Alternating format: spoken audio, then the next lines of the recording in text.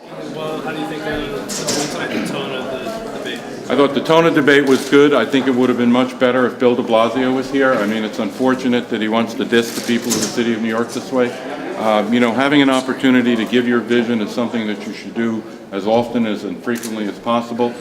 New York One, CUNY, and everyone else who was involved in putting this event on, this debate on, deserves a lot of credit. And it would have been extremely better if we had Bill de Blasio here, because, the Rose Garden strategy doesn't work when you don't get your vision across. And, other than that, it went well. You've criticized Bill de Blasio for being unrealistic in proposing an income tax surcharge to fund his pre-K proposal.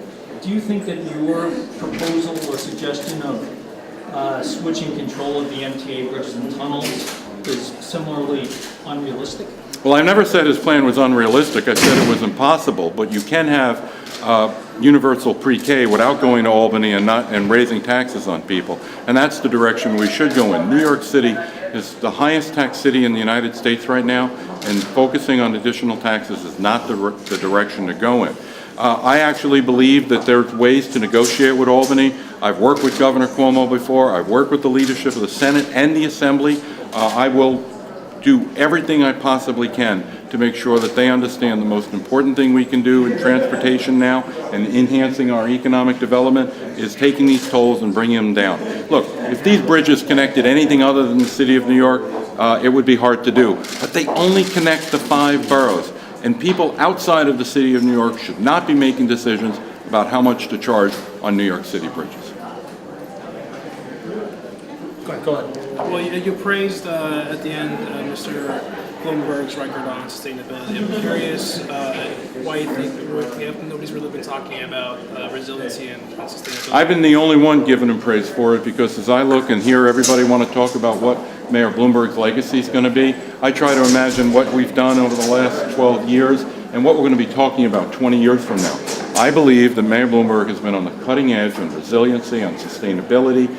The report that was put out by his administration a few months ago, talking about what we need to do for the waterfront in all 5 boroughs, was one of the best reports I've seen come out on what you need to do to prevent the natural disasters that we experienced just about a year ago. Again, I think that's one area where he deserves an enormous amount of credit, and I wish he would start taking credit for it, because he's been at the forefront of this issue. I know he's gone to Brazil and talked about it. He needs to talk about it more here, because it's going to make the life of all New Yorkers so much better. Is there a reason you didn't choose crime for that answer as his legacy? Well, I was asked to do one, and I was asked to do one. That's why. And it's the one, I think, reducing crime, continuing the reduction in crime that had happened the prior 8 years. I understand, how we got to that point and how we started to, get it down. I was part of the team that helped Bill Bratton when he created CompStat here. I understand how the strategies work to go forward. But what Mayor Bloomberg has done on the environment and sustainability was new, it was different, it was cutting edge, really cutting edge. And I really mean it. If I'm here 20 years from now, I think we're all going to be talking about and thanking him for what he did in this area. Your campaign put out a statement today about the Save Our States study about charter school affordability and the expenditures by per pupil expenditures by charter school versus district schools. And in the statement noted that a lot of the difference has to do with the fact that charter schools aren't contributing to the pension funds. No, that's not true. Charter schools are contributing to 401ks. They're matching the 401k contribution. Charter schools have a defined contribution plan, not a defined benefit plan. Sure, it's different, but the charter schools are doing what the significant majority of Americans are dealing with and what they have available for pensions. Defined benefit plans are very, very unique now. But it's the right type of analysis. But to say that they don't have pensions, you couldn't be more wrong. That's what you said. I didn't finish All right. my question. So what is your take on teacher unionization moving forward? If you'd like to see the charter cap doubled, it stands to reason that there would be fewer and fewer teachers part of the UFT. My job as mayor is to make sure that the children of the city of New York get the best possible education. And I will do whatever is necessary as mayor to make sure that our children do get the best possible education.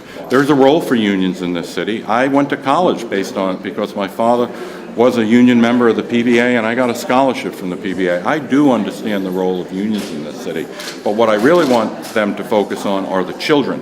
What can we do to make sure that our children get educated? To me, that is the single most important thing that we have to do in education. What outlet are you from?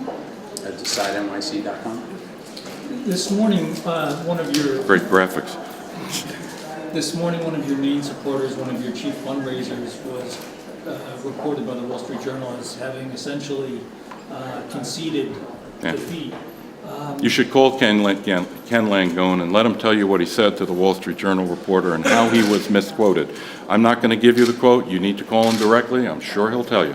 But clearly the polls are very tough for you. What do you see as different from here to Election Day? Oh, there's a significant difference. The most recent poll that came out showed that most New Yorkers, in where they want to go, whether it's with the police commissioner or on crime, on affordability, about expanding the economy, they're in sync with Joe Lhota's vision for the future of the city of New York. I need to get my name out there. I need to stand next to Bill de Blasio, and I will be doing that next Tuesday night at 7 o'clock. And we're going to go mano a mano talking about our visions for the future of the city of New York.